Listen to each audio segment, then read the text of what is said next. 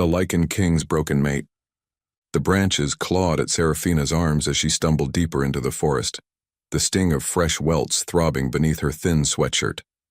Moonlight slipped through the canopy in silvery slashes, turning every breath into a ghostly ribbon of mist. She pressed herself against the rough trunk of an oak and closed her eyes, willing the pounding inside her skull to quiet. But the memory of her father's fist landing against her ribs replayed in a relentless loop.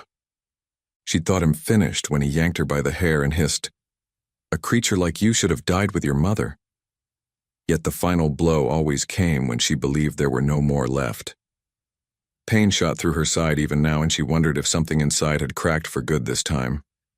It wouldn't change anything. Broken bones healed. Her father's contempt did not. She lifted trembling fingers, searching for her wolf the way a child might reach for a nightlight in the dark. There was only a dull, echoing silence inside her chest, an expanse where another presence should have stirred, offered comfort, offered rage, offered anything. She tried again, whisper thinking, "Are you there? Please." But the void swallowed the words whole. A night owl hooted overhead, and she flinched as though it were a command to move. She couldn't stay out here long. If Leon discovered she'd run, the next punishment would come with an audience. He liked lessons to be remembered by the pack. Worse, they remembered them too, yet none ever spoke up. Not when she'd been 13 and bled onto the training ground gravel. Not when she'd collapsed after taking his drunken blows for her brother's mistake. Always. The same averted gazes and lowered muzzles. Drawing a shaky breath, she pushed away from the tree. Her legs quivered like saplings in a storm, but she forced each step, wincing at the tug of bruised skin under denim. Leaves crunched, and she imagined every sound to be her father's boot heel. The compound wall loomed ahead, tall and electrified, yet it never felt like protection, only the outer skin of a prison she was born into. The guard at the gate looked half bored until the beam from his flashlight brushed across her face. She knew what he saw. Dark circles beneath eyes too blue to hide emotion.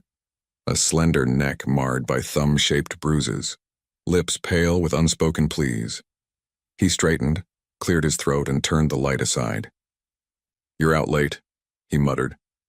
The words sounded almost gentle, which only deepened the ache in her chest. "I was gathering herbs," she lied, for the cook." He nodded without meeting her eyes. "Better hurry. The Alpha's looking for you." Fear skittered down her spine, but she thanked him and slipped through. No alarm sounded. None was needed. In Ashwood Pack, her father's word alone tracked her better than any siren. The courtyard lights bathed the compound in sterile white. Modern cameras clung to every eave, their red dots blinking like watchful insects.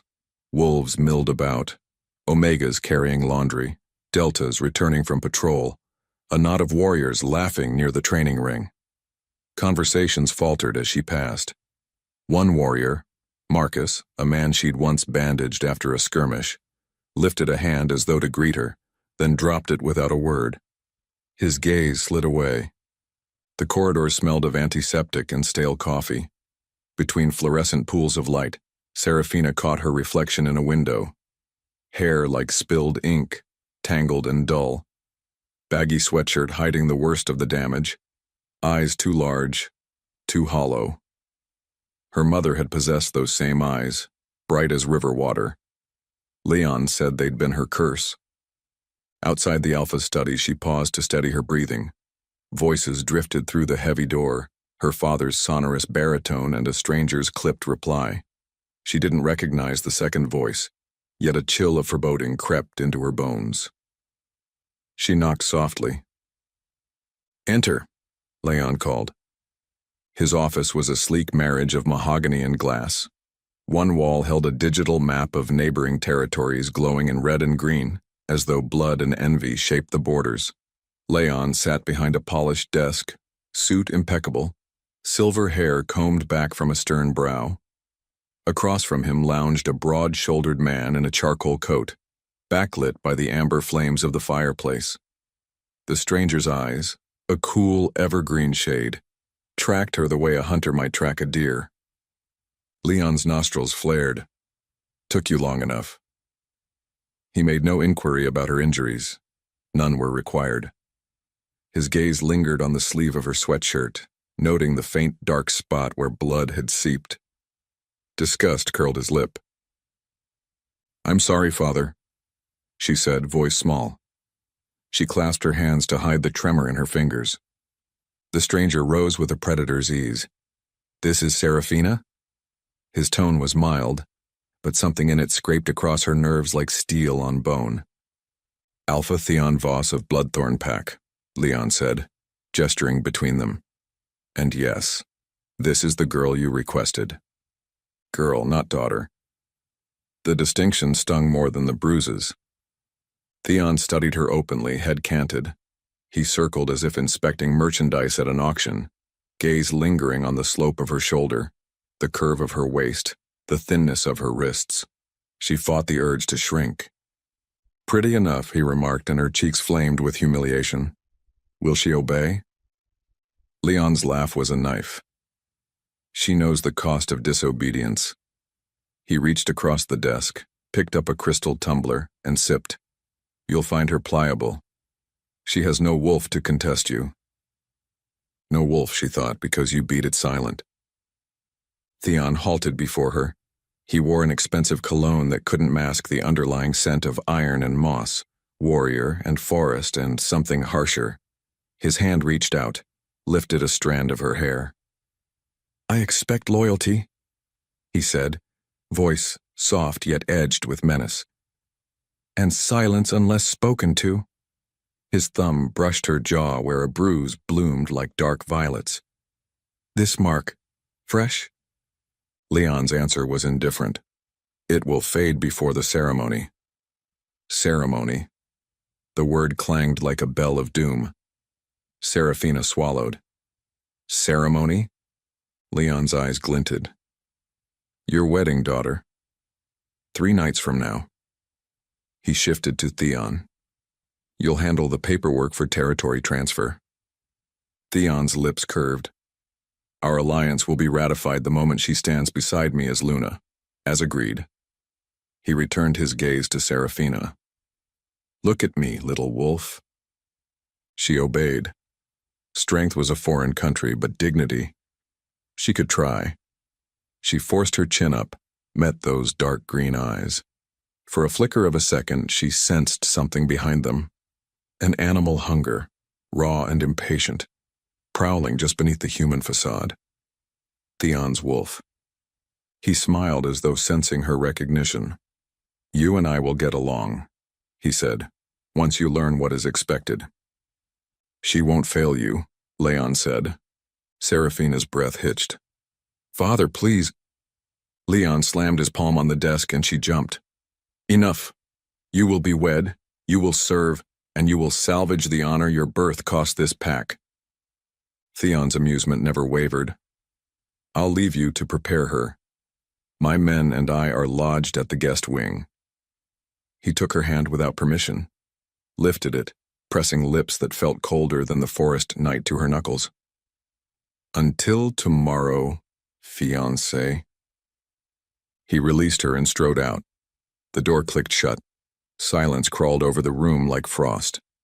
Leon stood rounding the desk. His shoes stopped inches from her bare toes. "Do you know what this alliance means?" She nodded, throat tight. "More land.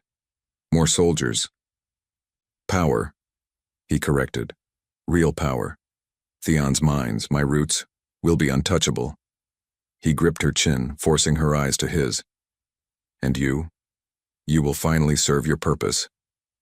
Hot tears threatened. She bit her lip until she tasted copper. "Mother never wanted this for me." A shadow crossed his face, some distant echo of grief or rage. She couldn't tell. "Your mother wanted a strong heir. She died delivering a disappointment." His hold tightened. "You'll make amends by obeying Theon in all things. Fail, and I'll drag you back to finish what nature started." Her lungs stuttered for air. "Yes, Father." He released her so abruptly she swayed. Go. The maids will cleanse you, dress you properly. Try not to embarrass me with that limp. She turned, swallowing sobs that burned like acid. At the door she paused, dared a glance back. Leon was already pouring another drink, attention on a glowing map where Ashwood and Bloodthorn territories overlapped in red. A conqueror, admiring future spoils. In the hallway she pressed her palms to the cool wall, forcing herself to breathe. Every cell screamed to run, to hide again in the forest, to vanish into human towns, and never look back. But the pack borders were patrolled, and without a wolf she'd never outrun the hunters Leon would send. Footsteps approached, soft, hesitant. It was Mira, a kitchen omega barely older than Seraphina, carrying folded linens. Her eyes widened at the bruises, lips parted, but whatever words she meant to offer withered under invisible pressure. She dipped her head and moved on, gait quickening. Cursed, broken. Seraphina clenched her fists hard enough to drive crescent moons into her palms, grounding herself in the sting. She made her way toward the servant wing. Each turn of the corridor carried whispers that died the moment she drew near. Behind the laundry annex, a heavy door led to a tiled washroom. 2 maidservants awaited, elderly twins with matching silver braids. They bowed slightly. One gestured to a porcelain tub steaming with lavender-scented water. Your bath, miss. The woman's voice warbled, kind yet cautious. The other set a silk gown pale as snowfall on a chair. We were told to prepare you for supper with the Bloodthorn Alpha tomorrow. Seraphina's gaze caught on the pair of white heels placed beside the gown, shoes meant for display, not comfort. Thank you, she murmured. The twins helped her out of the sweatshirt. Gasps slipped when they saw the mottled skin beneath. One reached for a jar of salve. We can ease the swelling if you'll allow. She nodded, throat too tight for words. Warm water lapped around her, soothing the surface pain while accentuating the deeper bruises. The older twin dabbed salve along her ribs in gentle strokes, whispering apologies every time Seraphina winced. You don't deserve this, the woman said in a hush. None of it. Seraphina's tears fell soundlessly into the bath. Compassion was more painful than blows. Kindness suggested she was a person worth saving, and that felt like the cruelest hope of all. She breathed through it, focusing on the scent of lavender and cedar, on the ripple of water, on the distant hum of electric generators powering the estate. Modern, efficient, merciless. After the bath, they dried her hair, combing dark strands until they glimmered. The gown slipped over her head, silk whispering across bruised skin. It clung to her waist, flared elegantly, masking nothing of the fragile bones beneath. She saw herself in the mirror, a porcelain doll painted to deceive. What do I look like? She asked softly. The twin met her gaze in the glass.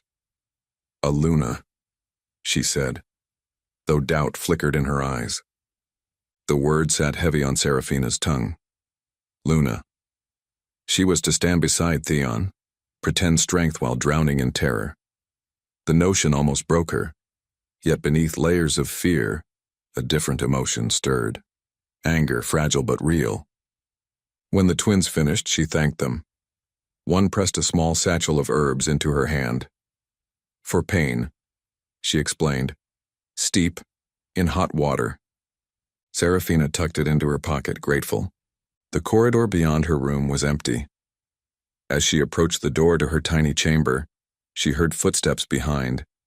She turned to see Marcus, the warrior who'd lowered his hand earlier, approach, expression stormy. I didn't know Leon would do that, he said, keeping his voice low. None of you ever know, she replied, surprised by the steel in her tone. He flinched. If you need anything. Can you stop the wedding? His jaw tightened. You know I can't. She nodded once. Then thank you, but that's all. Regret flickered across his face before he walked away. Doors shut. Lights dimmed. Inside her room, the single window overlooked the forest she had fled. She rested her forehead against the glass. Night thickened, swallowing outlines of trees.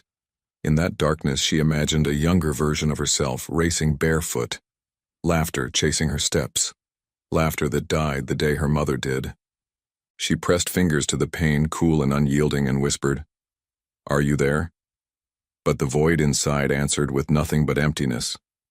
Somewhere beyond the compound, wolves howled, voices rich with life, with bonds.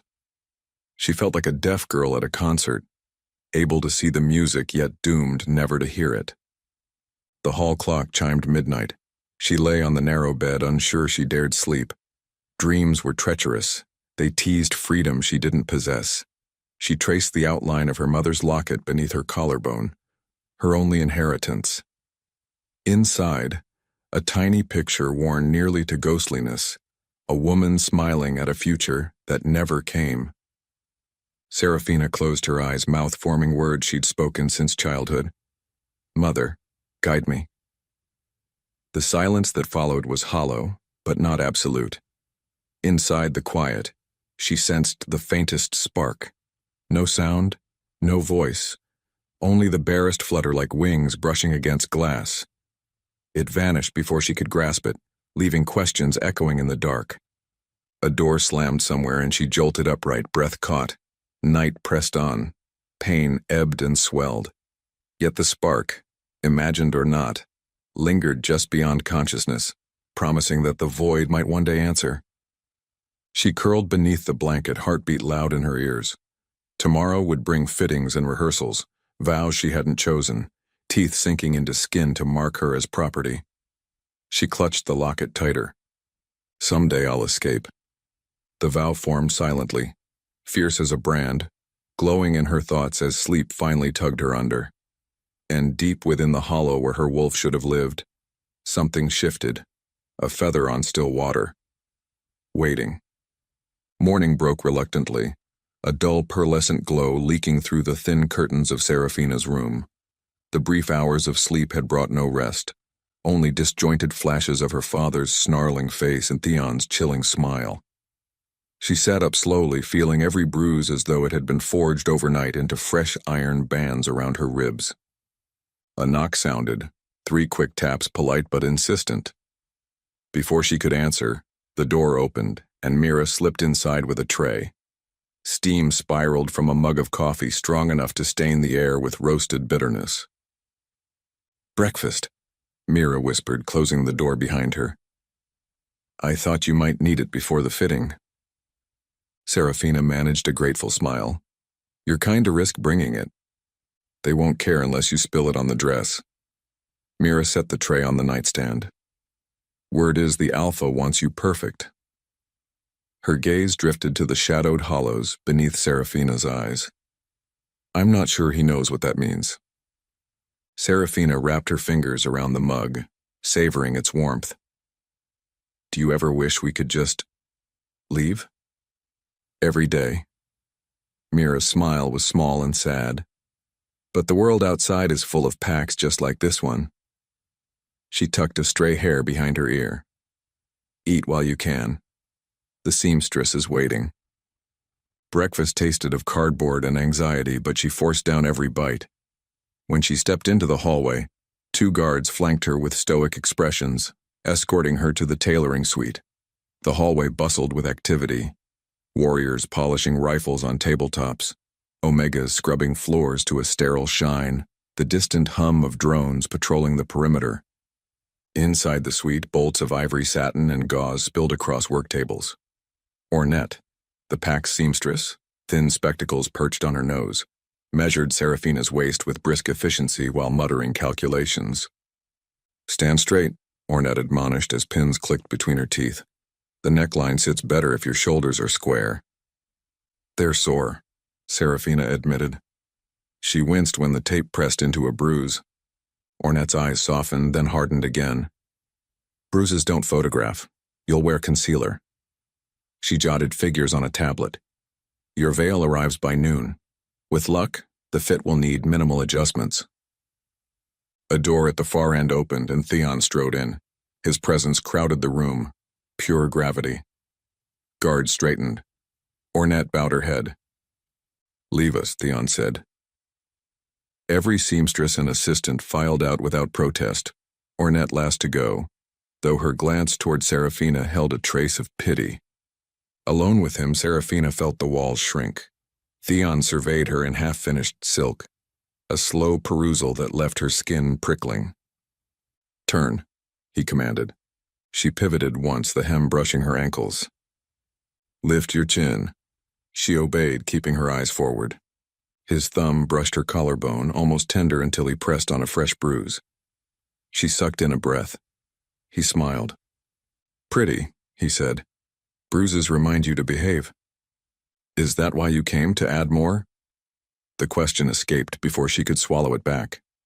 His gaze sharpened, equal parts amusement and warning. "I came to ensure perfection. A Luna must embody her alpha's power." He grasped her wrist, turning it upward. Purple marks ringed the delicate flesh.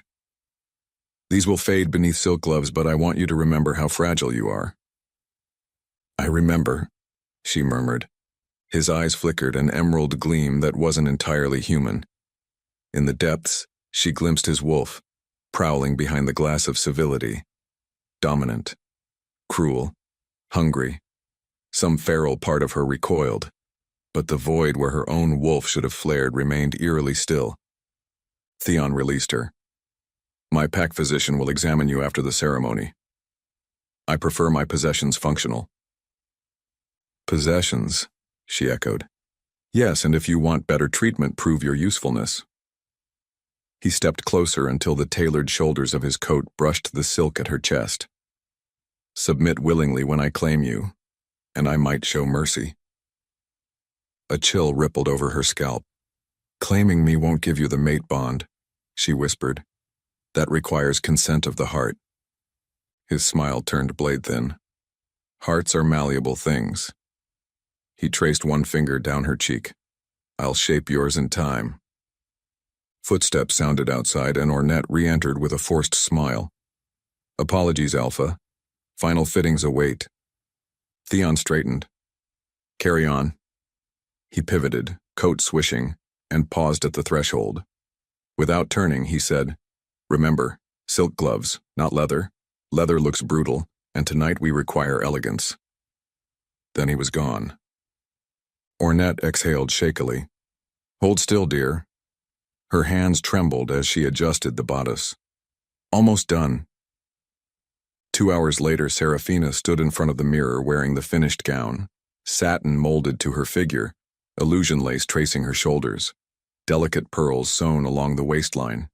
The veil, white tulle dusted with crystals, waited on a hanger.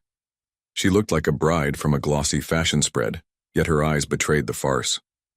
Ornette clasped her hands. "You're beautiful." "I feel like I'm inside someone else's life," Seraphina replied. "Someone braver." "Bravery is surviving when you have no choice." Ornette's voice wavered. "May the moon goddess watch over you." She led Seraphina to a chair. "Rest. You'll need energy for tonight." Seraphina closed her eyes, trying again to sense the wolf she'd never met. Nothing. Only a vast, silent plain stretching inside her mind. Loneliness swallowed her whole.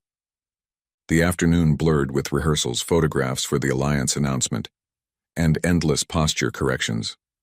By dusk, lanterns illuminated the courtyard with a soft, golden glow.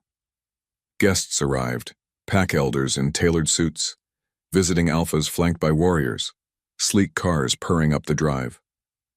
The air thrummed with the scalpel hush of political tension. From behind the sheer curtain of the bridal suite, Seraphina watched black SUVs roll in, headlights slicing the twilight. She recognized Marcus among the honor guard, standing rigid by the gate. When their eyes met, he offered the smallest of nods, an apology or a farewell, she wasn't sure. Music drifted from the ballroom, a string quartet playing something mournful. Mira slipped inside carrying a small box. "Lip color," she explained, opening it to reveal a rose gold tube. She hesitated, then met Seraphina's gaze. We have 5 minutes.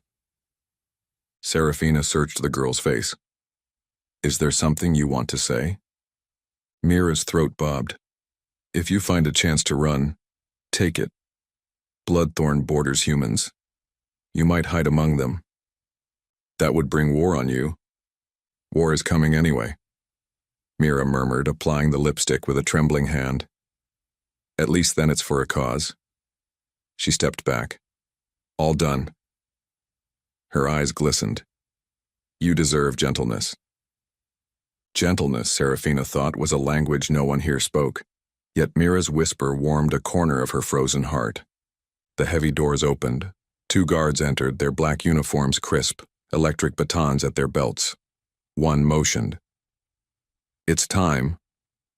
Veil lowered, gloves smoothed. She followed them down corridors lit by chandeliers. Each step felt suspended between worlds, the life she knew ending with every click of her heels, the unknown yawning ahead. At the ballroom entrance, Alpha Leon awaited in a dark suit, silver cufflinks shaped like wolves' heads. He did not offer his arm. Instead, he inspected her attire with critical eyes and nodded once. You will stand at my right until vows are exchanged, he said. Then you belong to Theon. I never belonged to you, she whispered, surprising herself. His eyes narrowed. Defiance is a dangerous game. He pushed open the door and sound swelled. Applause, though muted, as though the crowd clapped with gloves on. Crystal chandeliers rained light over marble floors. Tables draped in white linen curved around a central aisle. At the far end, beneath an arch of moon-white roses, Theon stood waiting, hands clasped behind his back. Every inch of him radiated ownership. The crowd parted as Leon led her forward. Snatches of conversation floated. Thought she was ill. Leon's leverage. Bloodthorn annex. Clever move. She kept her gaze on a point beyond Theon's shoulder where a tall window framed a slice of night sky.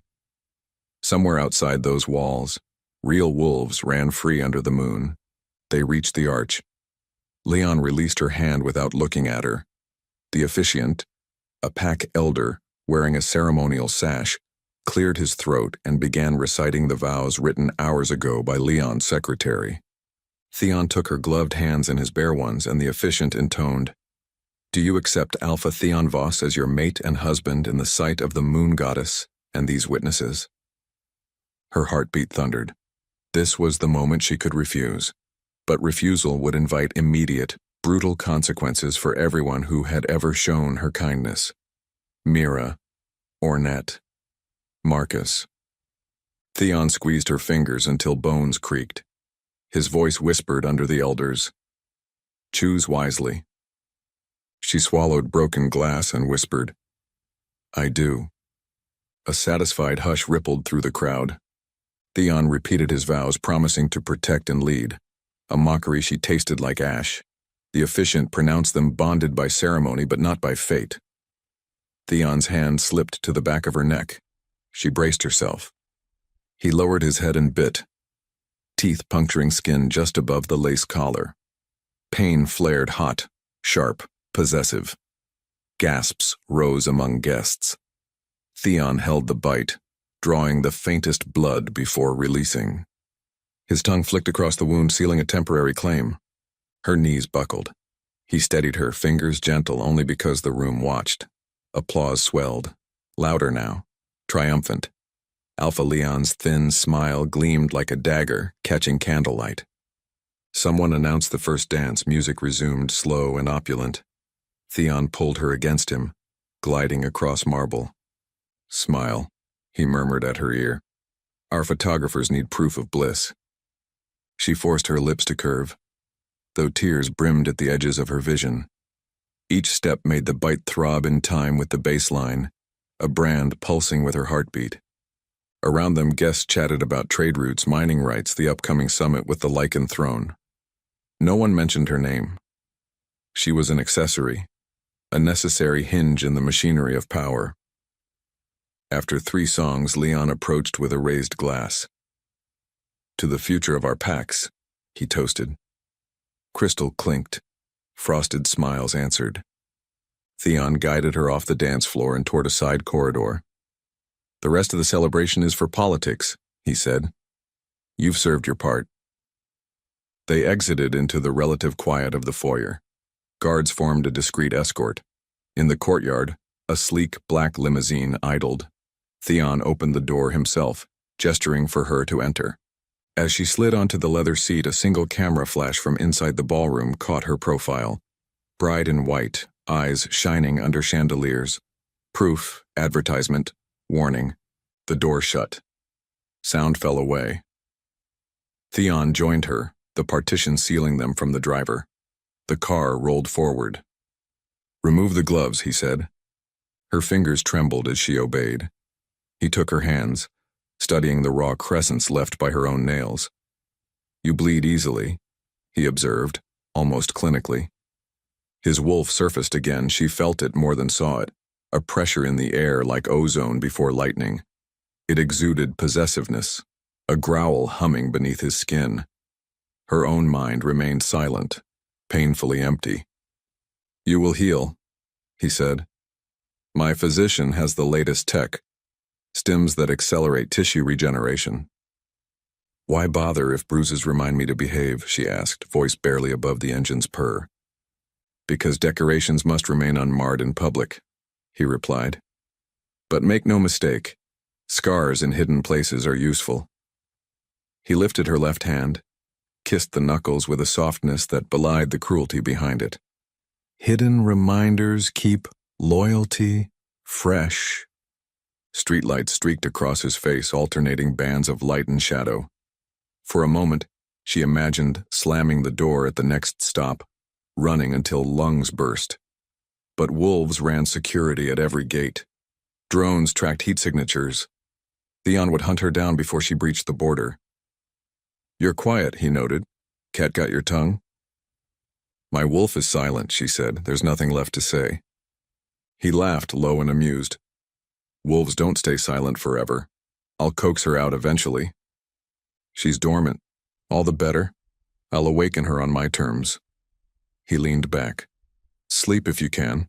Bloodthorn is 3 hours away." "Sleep? In the same car with him?" She folded her hands in her lap and fixed her gaze on the passing night, where forests blurred into darkness. Time crawled. The scent of leather mingled with his cologne and the faint metallic tang of her own blood. At last the limousine slowed, gates yawning open to reveal a sprawling compound of steel and glass. Floodlights swept across manicured lawns, laser sensors tracing invisible grids. The sleek fortress rose like a monolith against the sky, windows glinting with silent promise of power. Guards saluted as the car rolled up a circular drive. Theon exited first, then offered a hand. Cameras atop the entrance tracked her movements. She took his hand because she had no choice. Theon led her through glass doors into a lobby bathed in cool whites and muted gold. Modern art lined the walls, abstract swirls that reminded her of storms. Elevator doors opened soundlessly. Inside, chrome panels reflected their image, a tall, impeccably dressed alpha and the bride he had purchased. Penthouse suite, 17th floor. The elevator opened into a hallway lined with matte black doors. Theon guided her to the last one, unlocked it with a retinal scan, and stepped aside. Her new room was breathtaking. Floor-to-ceiling windows overlooking a glittering city skyline, a king-size bed draped in silver linens, a private bath of marble and frosted glass. It was everything luxury promised and nothing safety required.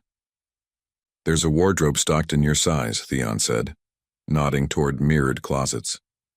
"You'll have a liaison for etiquette lessons beginning tomorrow. Fail to progress, and I'll adjust your motivation." She turned to him. "What if I leave?"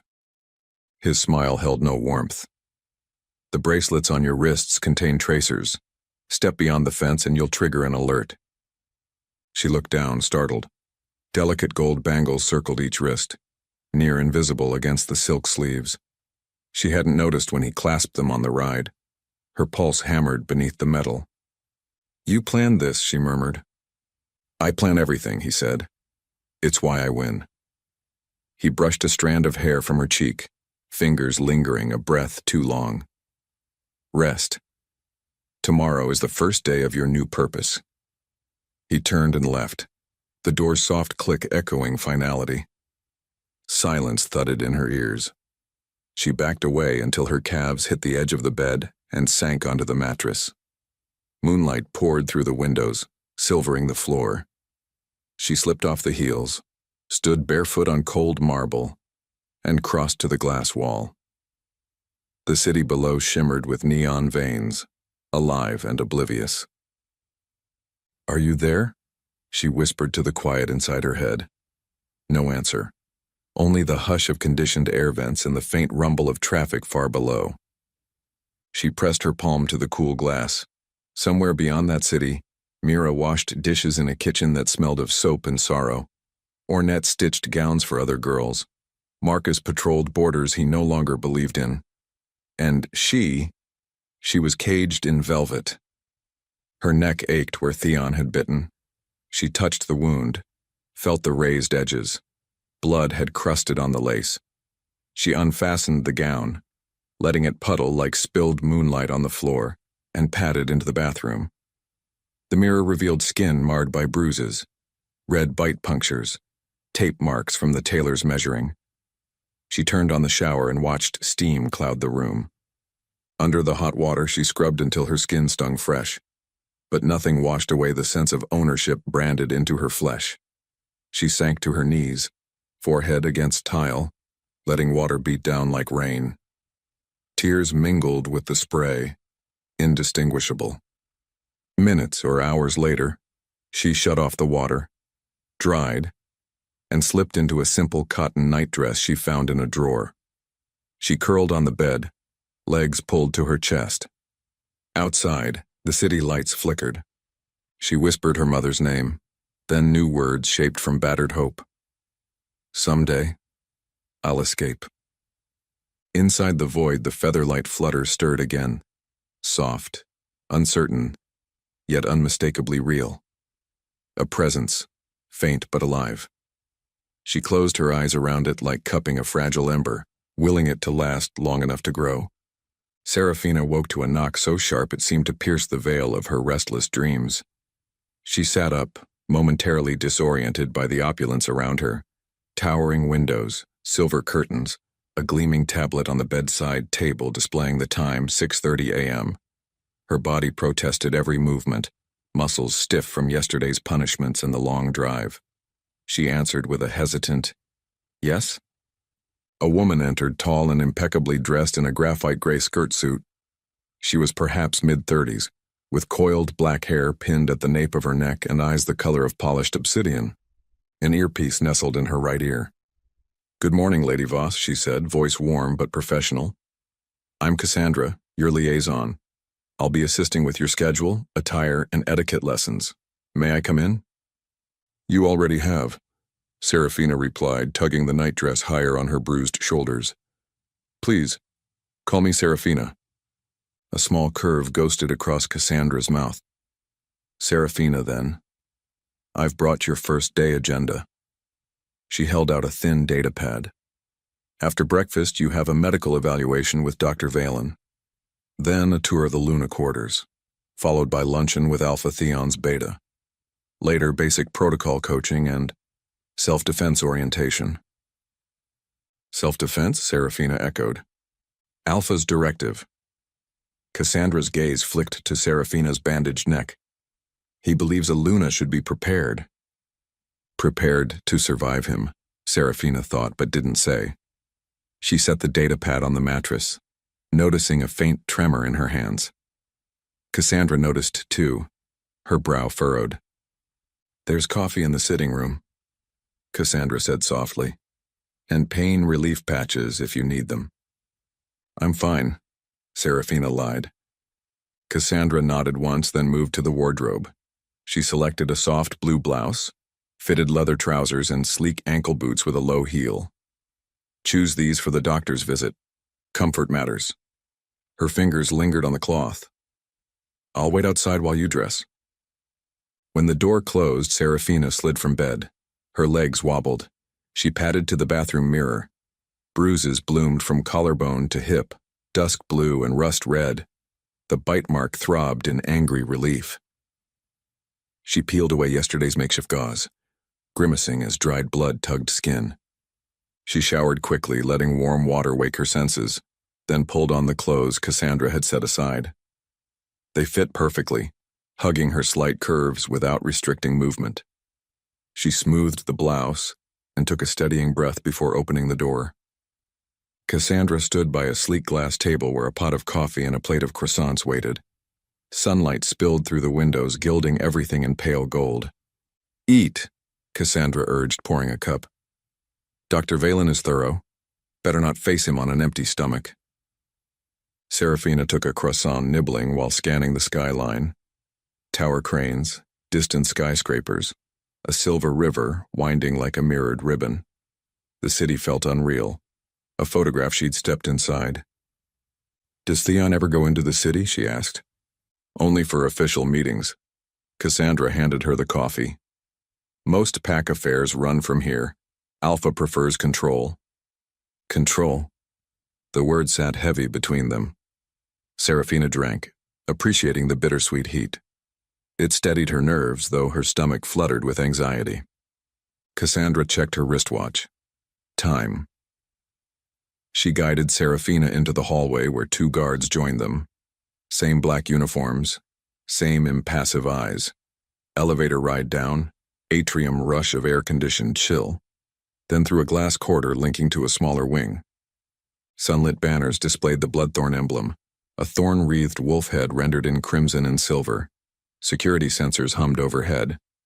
Distantly, a drone skimmed the perimeter wall.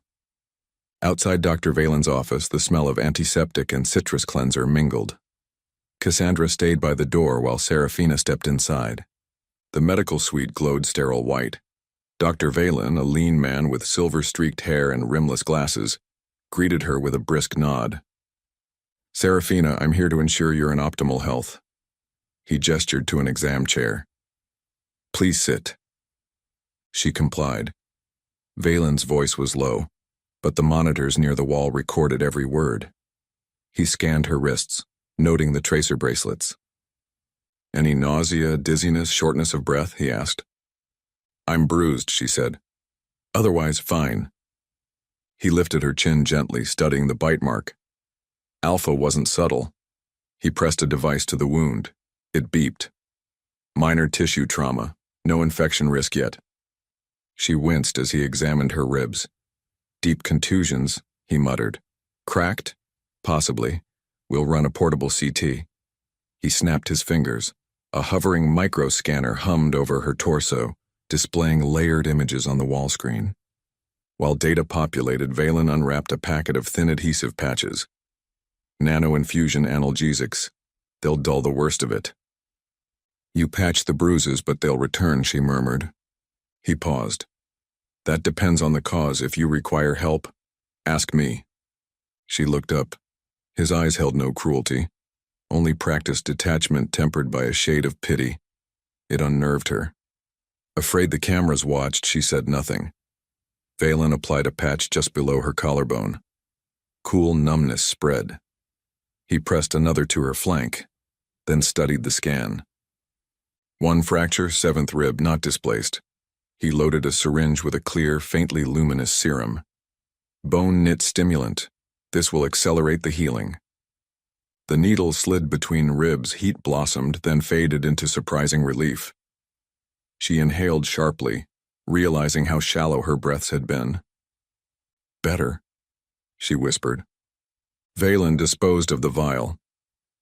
"Rest will finish the job." As she buttoned her blouse, he lowered his voice. "Pain is useful in politics, Lady Voss, but it hinders Aluna's duties. If you need attention, I answer to medical ethics first, Alpha second.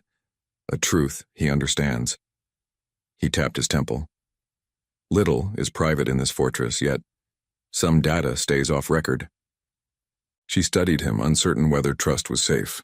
Still, the promise of a single ally eased something inside her.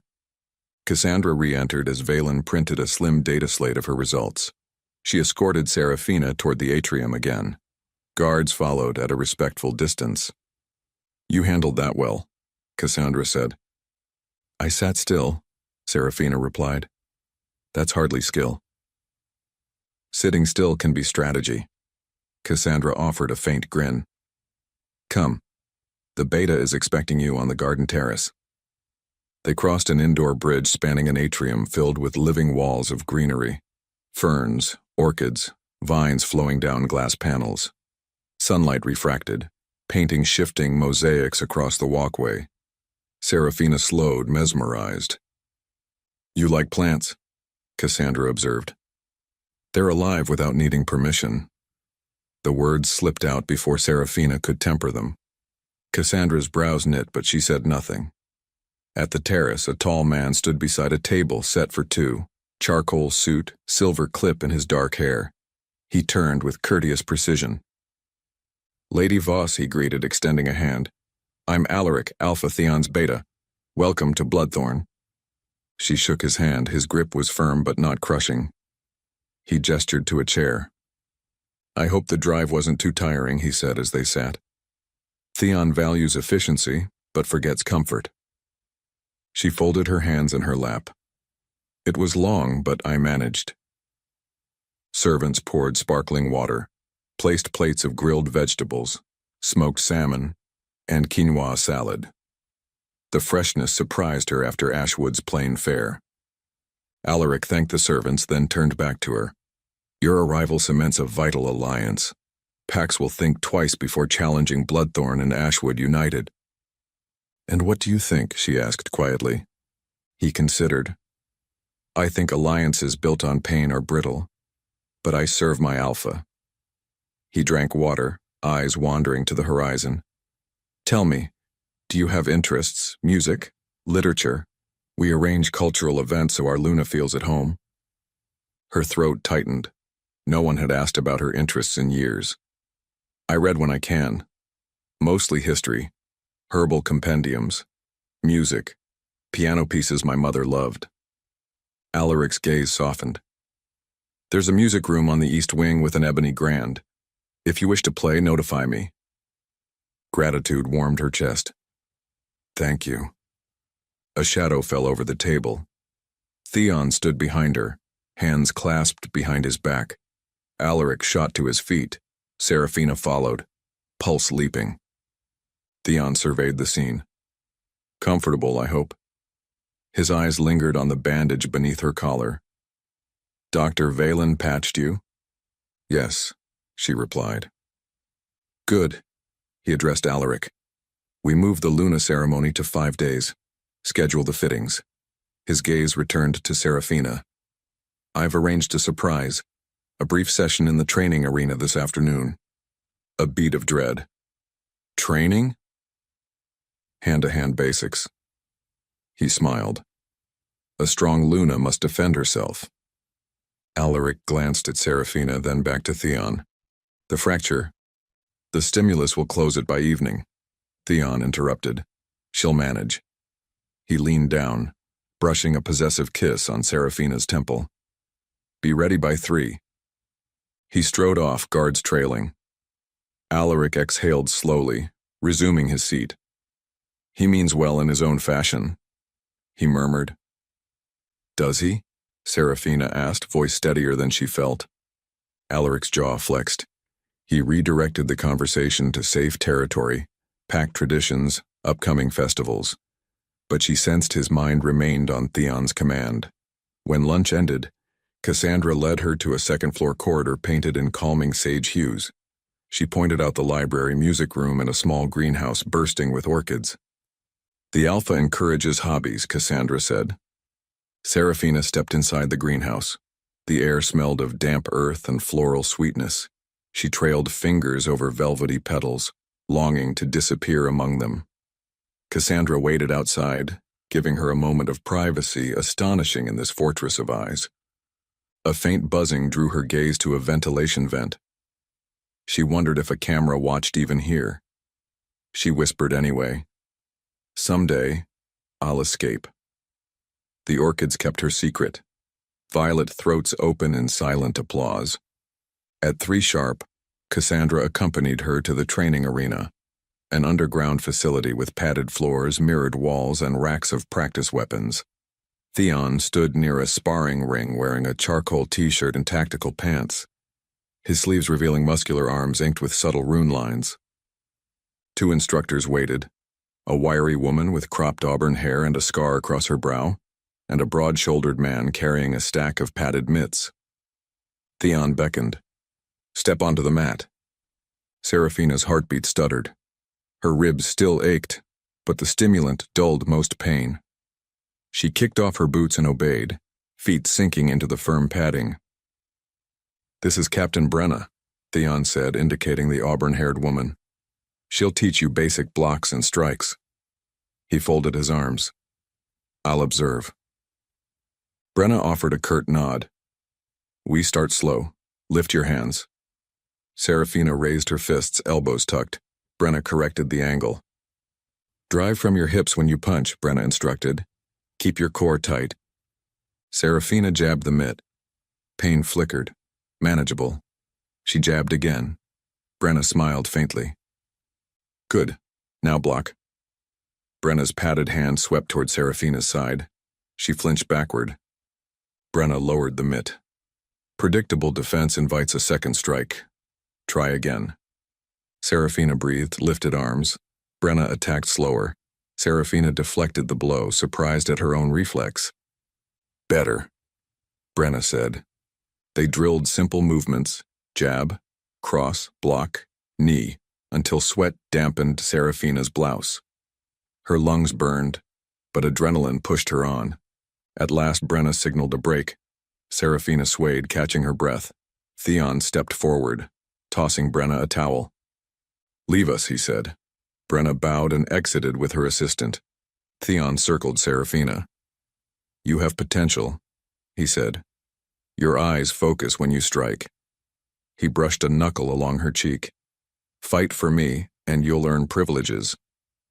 "I thought I was already your possession," she replied, voice hoarse from exertion. "Possessions can rise in value." He stepped behind her, hands on her shoulders. "Imagine what we could achieve with you, confident, deadly." He spun her gently to face the mirror. "Look." Her reflection startled her. Hair damp, cheeks flushed, eyes bright. Bruises peeked beneath fabric, yet she looked alive. Theon's hand rested at her waist, claiming credit. "Tell me what you see," he said. "I see someone trying to survive," she answered honestly. His mouth curved. "Survival is admirable, loyalty is better." He pressed a kiss to her shoulder through the fabric.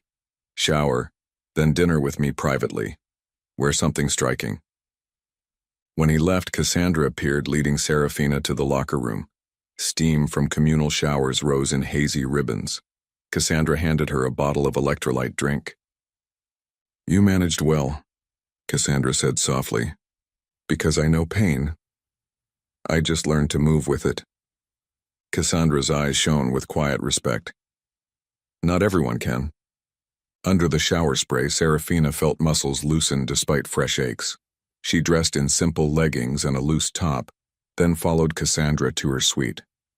On the bed lay several gowns, emerald satin, crimson velvet, black silk. She lifted the black silk. It felt like night embodied. Cassandra raised an approving brow. "That one." Seraphina dressed, Cassandra fastening a delicate chain at her nape. In the mirror, the gown hugged her figure, low back revealing pale skin and healing bruises. Her eyes met Cassandra's reflection. "Does beauty excuse captivity?" Seraphina asked. Cassandra's expression softened with something bordering sorrow. "Beauty is a weapon. Choose how you wield it." Dinner took place in a private dining room lit by candlelight and a single crystal chandelier. Theon stood as she entered, sweeping his gaze over the gown. "Exquisite," he pronounced. He pulled out a chair. "Sit." She sat. Silver domes covered the plates. Theon lifted hers, revealing seared sea bass with lemon butter and roasted asparagus. Aromas teased her appetite. "I had the chef review your dietary needs," he said. "Protein aids healing." Helpless to rebel against hunger, she tasted the fish. It melted on her tongue. Theon watched her eat before touching his own food. Dr. Valen's report indicates a fracture, he said. You'll avoid sparring until cleared. She nodded. Thank you. His brows ticked upward.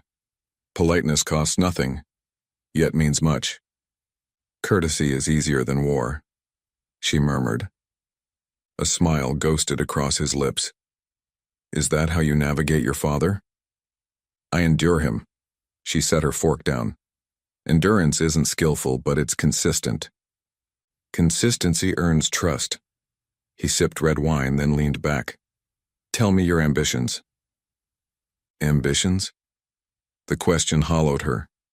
Survival, she said finally. Perhaps peace. Peace is fragile without strength. He poured wine into her glass. I'll give you strength. You give me loyalty. His eyes shimmered green in candlelight, wolf near the surface. A fair trade. She lifted the glass but didn't drink. Strength at what price? Everything has a price. Decide what you're willing to pay. He cleared his plate and stood. Rest well. Lessons resume at dawn. He left her with the flicker of candle flames and the echo of his footsteps fading down the corridor. Wine bled shadows across white linen. She pushed the glass away. Back in her suite, she unfastened the gown, muscles sore. Moonlight traced silver paths over the floor. She approached the window and pressed her palm against the glass once more. I'm still here, she whispered to the silence inside. A breath. A heartbeat. And then the faintest answering whisper across her consciousness. Not words, merely the softest brush of warmth. She closed her eyes, opening herself to it like a flower to light. I hear you, she thought. I'll wait. She curled under the duvet, cradling that fragile ember.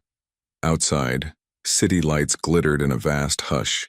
Inside, for the first time in years, she felt something other than fear, a thread of connection, delicate as cobweb silk, stretching between her and the sleeping wolf within. And though escape was still a dream, she let that dream cradle her until dawn's first pale rays nudged the night aside. Seraphina woke before sunrise, roused by a nightmare in which the forest trees turned into iron bars that closed around her throat. She lay still in the half-dark, lungs aching, and counted her heartbeats until the panic ebbed. Outside the window, the eastern sky wore a pale pink edge. Within minutes, it would brighten to full daylight. The bedside clock glowed 5:04. Determined not to greet the day in bed like a prisoner, she slipped out from under the duvet and padded to the window. The city still slumbered. Only a few cars crawled along the bridges, their headlights small as fireflies. She pressed her injured ribs, testing. The bone-knit serum had done its work. A dull ache lingered, but the sharpness had faded. A fragile victory, but her own. A quiet chime sounded from the tablet on her nightstand. A schedule update flashed across the screen. 6 o'clock, light breakfast. 6:30, private call with Alpha Leon. 7 o'clock, etiquette session, formal dining. 9 o'clock, tour of Luna Charity Wing. 12 o'clock, lunch with Cassandra, informal. 13:30, meditation and stamina drills. 16 o'clock, fitting for Luna ceremony gown. A pulse of dread stirred at the second item. A call from her father, no doubt to confirm that the product he'd bartered away still functioned. She inhaled, steadying herself, and headed to the bath to wash the sweat of nightmares from her skin. By the time she emerged wrapped in a robe, a discreet knock sounded. Cassandra entered wheeling a small cart bearing yogurt, berries, and oatmeal laced with cinnamon. Steam rose from a pot of lavender tea. Morning, Cassandra said softly. I thought tea might soothe your throat. You didn't drink at dinner. Thank you. Seraphina poured a cup. I have a call with Alpha Leon. Cassandra's eyes flicked toward the tablet. Theon requested it. He wants your father to see you thriving. Thriving. The word tasted like ash. Yet she'd need every scrap of composure, so she ate the oatmeal, spoonful by spoonful, even as nausea curled faintly in her stomach. At 6:25, Cassandra guided her to a small conference nook adjoining the suite. Glass walls, table of pale stone, camera embedded discreetly above the screen. Guards stationed themselves just outside. Cassandra touched a control panel and Leon's face appeared on the wall-mounted monitor. He looked impeccably groomed in a navy suit, silver hair smoothed back. Only a slight crease between his brows hinted at impatience. "Serafina," he greeted, tone cool. "I've received reports of your arrival." She clasped her hands in her lap to steady them. "I arrived safely." "And the Alpha?" Leon's gaze cut keen as a scalpel. "Satisfied?" "He seems pleased with the alliance arrangements." Leon's attention shifted, likely to a data feed off-screen. "You look healthier than I expected. No visible bruising. Good. I need you presentable when Bloodthorn's photographers release the first official portraits." Anger fluttered in her chest, small, nervous wings. "I'm sure your reputation will shine." His eyes snapped back to her. "Mind the sarcasm. Remember why you live in that tower instead of beneath the ground alongside your mother." The blow landed even across 1,000 kilometers of fiber optic cable. Serafina swallowed. "I remember everything." Leon leaned back, steepling his fingers. "Your next duty is to secure Theon's absolute loyalty. Bonds of power fray. The mate bond is indestructible. Persuade him to seal it." Her pulse stumbled. "That bond can't be forced." "You'll find a way." He gave a reptilian smile. "Or Bloodthorn will discover just how eager Ashwood can be to renegotiate boundaries, should the alliance sour." She stared, hatred churning. The silence lengthened until Leon's eyes narrowed. "You would challenge me?" "No," she said, voice soft but firm. "I will do what is required." Inwardly, she finished the sentence. "Until I can end this cycle." Leon seemed satisfied. "Good. Make yourself indispensable to Theon. Then we all prosper." The feed cut without farewell. Serafina exhaled shakily. Cassandra crossed to her, laying a gentle hand on her shoulder. "Breathe." "I am." Serafina drew another breath deeper. "He's planning something. He wants me to push Theon into a mate bond. But Theon only values leverage." "Leverage changes," Cassandra murmured, "if you ever need an ear." "I listen." Cassandra escorted her back to the suite so she could dress for etiquette tutoring. The chosen outfit, cream blouse with pin-tucked sleeves, tailored trousers, looked sophisticated yet allowed free movement. A delicate pendant nestled against the bite mark, hiding it from casual view. The etiquette coach was a trim older woman named Mrs. Hale, who conducted the session in a replica dining room complete with crystal, multiple forks, and dauntingly tall chairs. She corrected Serafina's posture, her angle of sip, even the precise speed at which she dabbed her lips with the napkin. At first it felt absurd.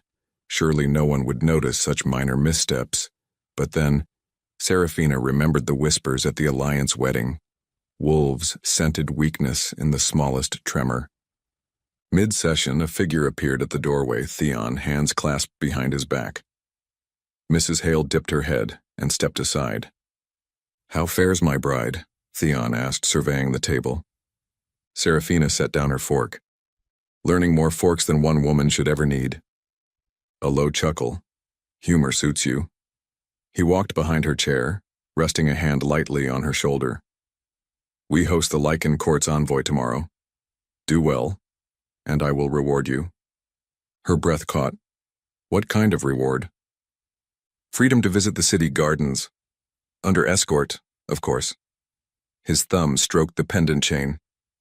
"Imagine fresh air, green spaces, perhaps even a cafe cappuccino." The offer dangled like a golden coin. Gardens meant public spaces, potential witnesses, maybe even allies. Slowly she nodded. "I'll do my best." "I expect nothing less." He turned toward the door. Carry on, Mrs. Hale. When he'd gone, Mrs. Hale lifted a brow. You have influence already.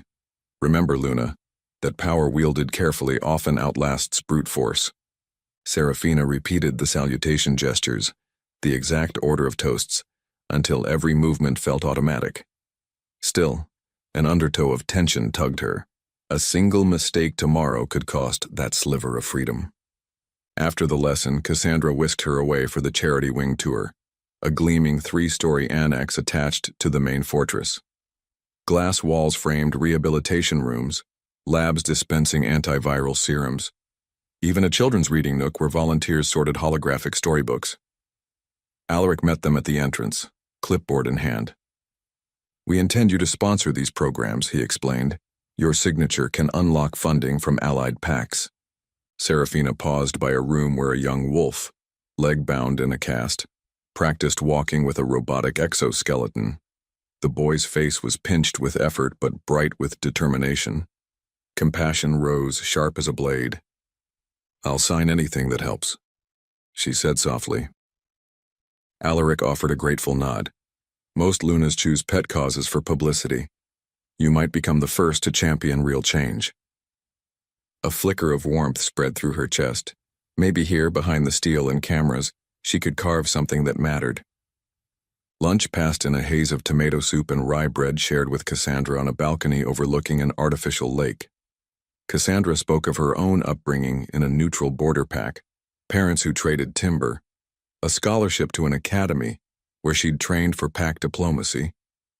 Serafina found herself sharing memories of her mother's garden behind the Alpha residence, rows of herbs, climbing roses, morning dew catching sunlight like diamonds. Cassandra listened with quiet kindness that felt as restorative as Valen's medical patches. At 1:30, meditation and stamina drills beckoned, less punishing than sparring, but taxing nonetheless. Captain Brenna guided her through breathing exercises in a mirrored studio scented with eucalyptus. They progressed to balance work on wobble discs, light footwork, stretches targeting hip flexors. Brenna's manner mixed strictness with grudging respect. You focus fast, Brenna commented after Serafina held a plank for 90 seconds. Most novices shake by 40. Pain teaches control, Serafina answered, sweat dripping from her brow. Brenna nodded as if that explained everything.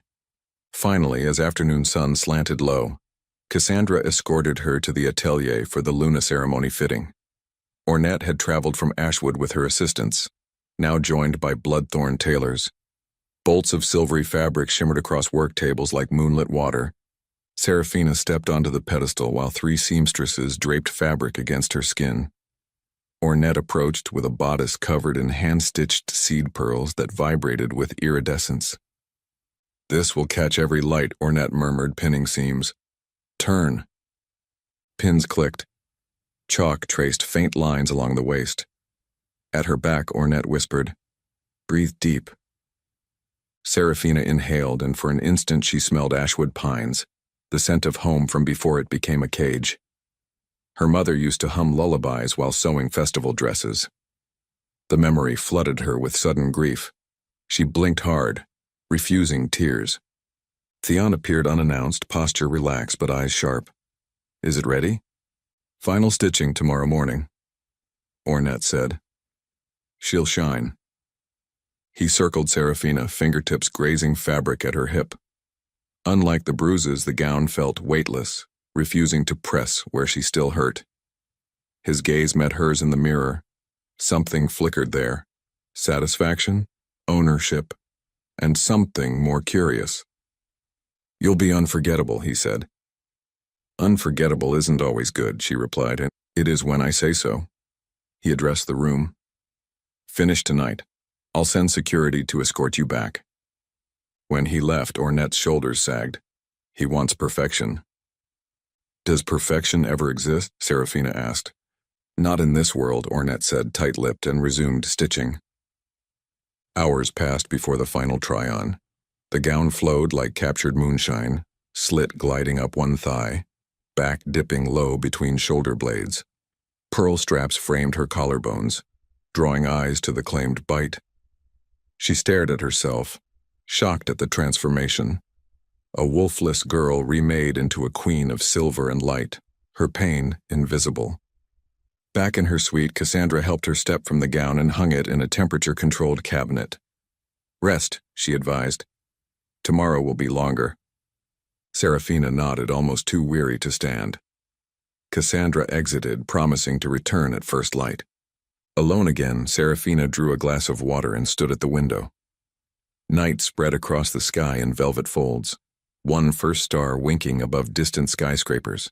Somewhere below, engines thrummed. Lives unfolded, choices were made freely.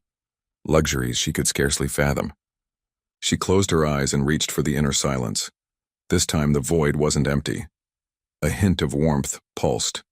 A soft glow, small as a candle in a vast cave. Not words, but emotion. Sorrow, longing. The faintest promise of strength. Her heart clenched. "I'm here," she thought. "Can you hear me?" No response, but the warmth steadied like a hand clasping hers across a dark room. Tears slipped free, quiet, cleansing. She pressed a palm to her chest, above the sleeping embers of her wolf, and breathed with deliberate calm. "Someday we'll be free," she whispered, "together." She turned from the window, curled on the bed, and let exhaustion claim her. Above the fortress, clouds drifted away from the moon, bathing the tower in cool light. Inside the quiet chamber, a caged girl slept, and far beneath bruised skin, a dormant wolf dreamed of breaking chains. Seraphina surfaced from a dream in which she ran barefoot across a meadow of moon-white poppies, each bloom opening to reveal a tiny silver wolf that tried to speak, but had no tongue. The images faded as dawn seeped into her suite, painting the ceiling with pale rose. Her first breath felt too thin, as if the air itself was reluctant to enter her lungs on this day. She lay still, listening to the hush of the fortress. Far below, generators hummed. Somewhere on another floor, guards exchanged shifts with quiet bootfalls. Everything felt suspended, waiting for the ceremony that would brand her in a new way. She threw back the duvet and sat up.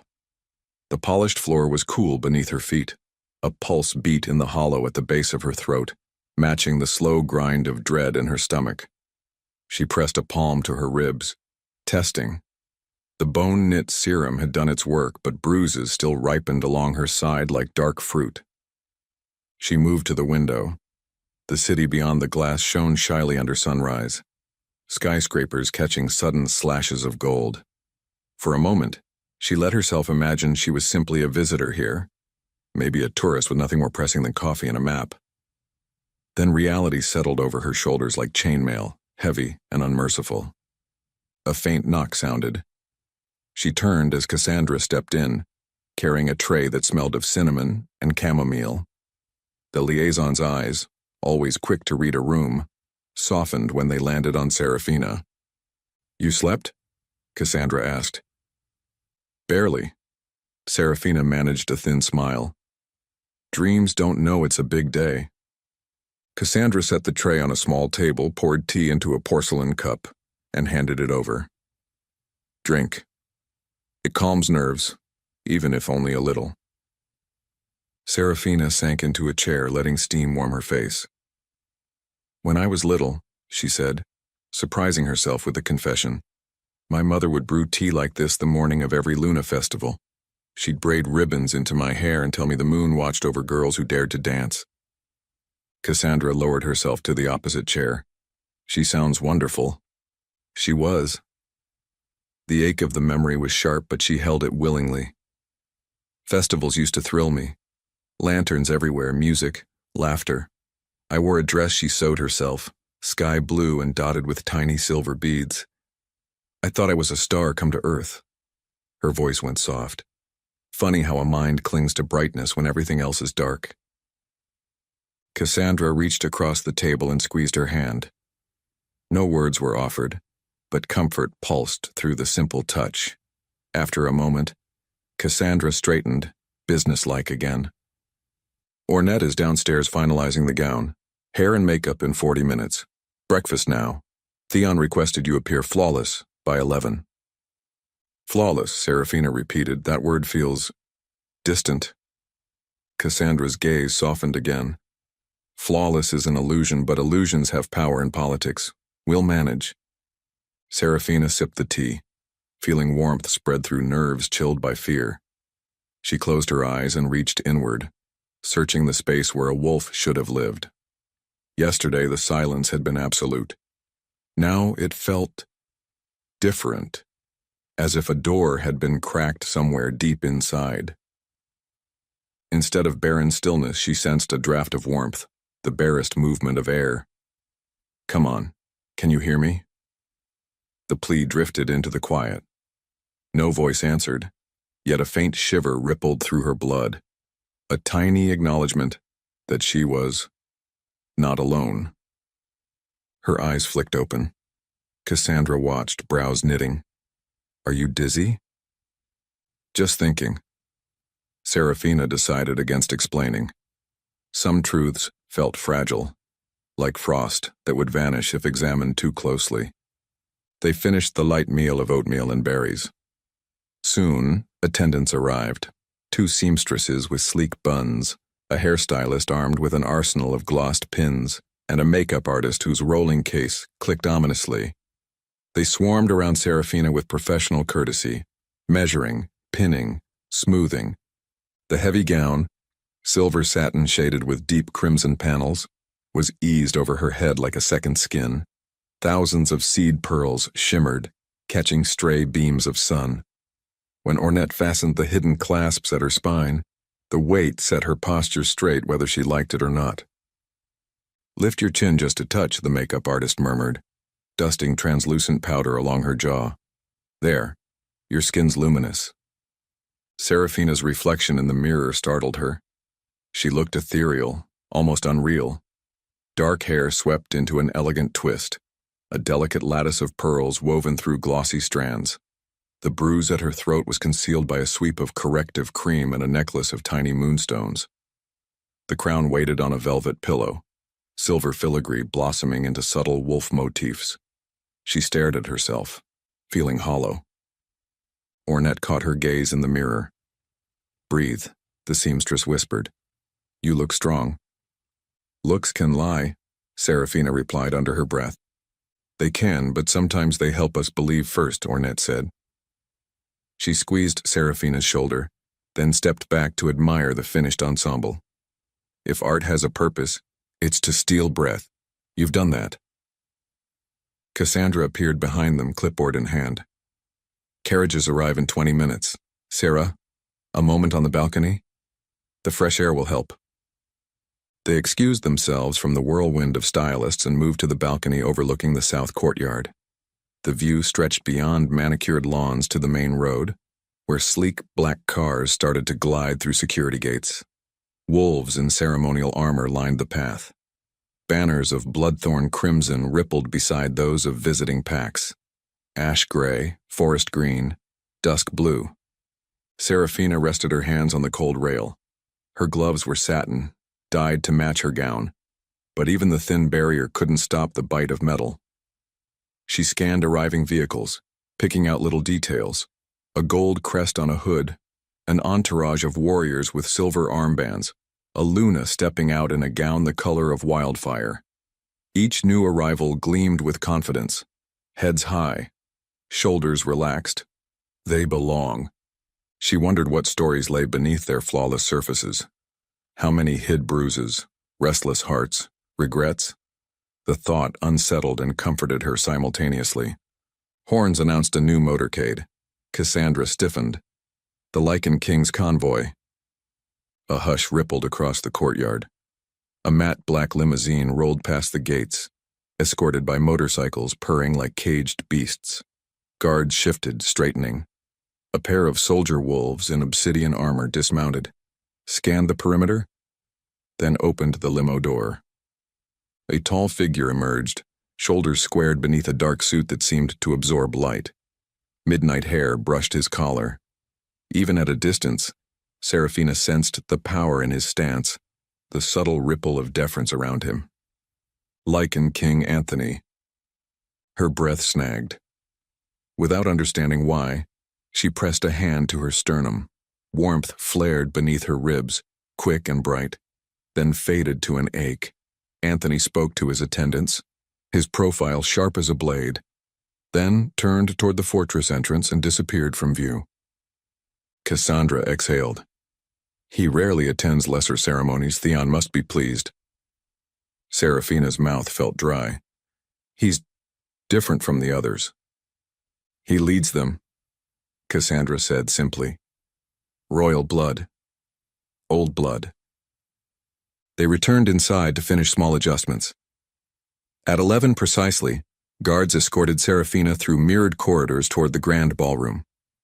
The double doors opened on a space transformed by floral arches, crystal chandeliers, and shimmering banners. Hundreds of eyes turned. Murmurs swelled and faded like a tide as she stepped onto the runner, its crimson surface reflecting pearl embroidery.